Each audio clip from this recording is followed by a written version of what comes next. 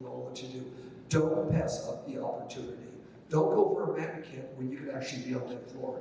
Because in the time you're in the school, you have a chance to get out there and be a great professional. But the great professionals do the things that are necessary in order to be there. Now, many of you that go to school, and those that maybe aren't in school, people you know, have problems in their life. We all have problems. And we all do things in life that we wish we wouldn't do. So sometimes you're studying at night and you can't sleep because, my God, I didn't finish this chapter. I should have really read that. I didn't know it well. Or something's wrong in your family, or something's wrong in your personal life. And you stay up at night thinking about it and you can't go to sleep. Well, you're not going to really succeed if you can't sleep well or if things are always bugging you on your mind. So here's a couple ways to totally clear your mind. And it happened to me. For the first several years with Paul Mitchell, I could barely sleep at night. Barely sleep at night because I couldn't pay the bills the next day. I was worried about this, I was worried about that. Then I found a way not to worry anymore. No matter what it is, if you can't sleep at night because something's on your mind, and it's usually on your mind over and over again, it could be because of a relationship, it could be because something you did you wish you didn't do. You want to get it off your mind. Anything dealing with anger, hate, jealousy, or even regrets that you have. You gotta get it off your mind because you cannot change yesterday's newspaper. You can't change it. It's already happened. So how do you get this off your mind? How do you go to sleep? Well, one way is this: in your life, forgive everyone that's ever done you wrong. But start by forgiving yourself.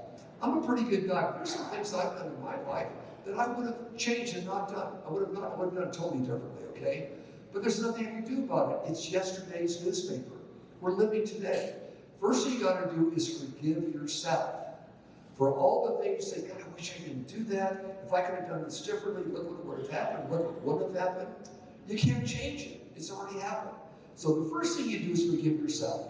And you can do that privately to yourself. Hey, self, John Paul, I forgive you for really not doing what you should have done at the time. I just forgive you for whatever mistake or opportunity. I forgive you. Forgive yourself. And then go through your life. Who are you jealous of? Forgive yourself for being jealous. Who do you hate? Who did you wrong? Who are you angry at? Who do you want to get even with? These are all terrible things that bring you down. Terrible things that bring you down. Forgive them. Hey, Phil Campbell, I forgive you for punching you in the tummy when I was in junior high school. Okay? You know, Matt and I forgive you for dropping me in the 8th grade or 10th grade of high school. It doesn't matter what it is. Forgive everybody in your own mind. Get it off your shoulders. And if later on it comes on your mind again, or the next day, a week later, just say to yourself, wait a minute, that's yesterday's newspaper. There's nothing I can do about it at all. Okay? It's the past. You can't change yesterday's newspaper. Get out of my life. It's not there anymore. And then you kind of move on from there. In other words, you unload all the baggage in your life. Now, for me, my baggage was a lot. I couldn't pay the bills the next day. I had no money. What problems there? How did I overcome that? Or how did I, no matter what I do, I couldn't sleep at night? And I invented this thing. I'm sure a million people invented it before me, but I invented it for myself. And it was this: get a piece of paper. I just get out of bed, get a pen, and write down what's bugging you, what bill you cannot pay. I cannot pay my bills, okay? You know, my poor dog has to go to bed, I don't have money. Just write it down. Sign it. Take that piece of paper and put it on your bathroom sink. You're going to end up there every morning anyways, and read it. You go back to bed, you don't have to think about it anymore. It's on that piece of paper. It works. I did it, and it really, really works. In other words, in life, especially when you're in a school like this and you're learning, and you really need all your time and attention, you want to be positive. You don't want to be around people that gossip. You don't want to be around people that swear at one another and use vulgarity. You don't want people that are loud and scream at you. You want to be calm, cool, collect in your personal life as well as in your business life. There was an actor named James Colbert, one of my dearest friends, Academy Award-winning actor. He died about 8 years ago, one of my best friends. But he told me a story that I want to share with you that best describes what's important in life and why you don't carry things around. He told me a story of 2 monks from Tibet. There was a very young monk and a more senior monk. And they're going on a pilgrimage to a monastery on top of the mountain. It was a 2-day pilgrimage. So the first day they're walking, and they're crossing this river about 50 feet wide that was about a foot deep, but the water was rushing quickly. And they noticed to the right was a young lady, and she was putting her foot in the water and took it back out again. She was afraid to go across. So the older senior monk went over there, picked her up, held her to his chest, walked her across, and put her on the other side. Well, they continued up the mountain, and that night they stopped to have dinner. They made their own dinner at a little campfire.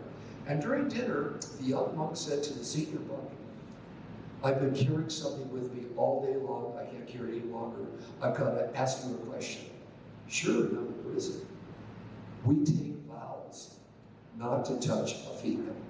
You picked up this lovely young lady, held her to your chest, and walked her across the river, put her down. Why? The wise monk looked at the younger one and kind of shook his head and said the magic words. Wow, I left her at the river this morning, and you've been carrying her around all day long? Leave it at the river. If at any time during your studies you run across any word you don't understand, don't pretend you know what it means or figure in the next paragraph you're going to know everything. Get a dictionary and look it up. Let's get a dictionary too in the school. Look up every word, because whenever you run across a word you can't understand, you lose the whole meaning of the sentence and maybe even the entire chapter. One word. And if in your life, I'm a high school graduate, but I instruct people at universities, okay?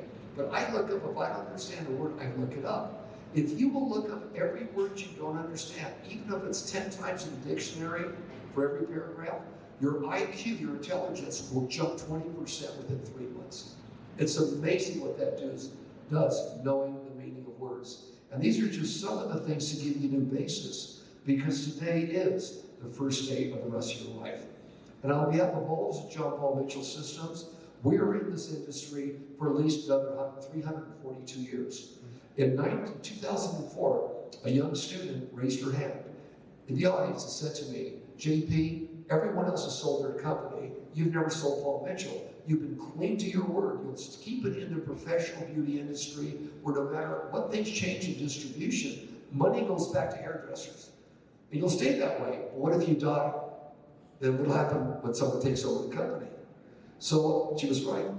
I found a 360-year trust. I have the majority of the company. I own more than 51% of John Paul Mitchell Systems. I put my entire ownership into that trust, which says that no matter if something happened to me, no one can ever take it out of the professional beauty industry or sell it. It's going to stay in the industry, somehow related to this industry, definitely. We're the only people who've ever done it. In other words, we are here for you 100%. We're here with love, we're here with peace, we're here with happiness. And when Win Claybank and I started this whole program in schools, we knew we could be an asset to every single student now and in the years to come. Thank you very much for believing in us. I'll turn it back over to Win Claybank.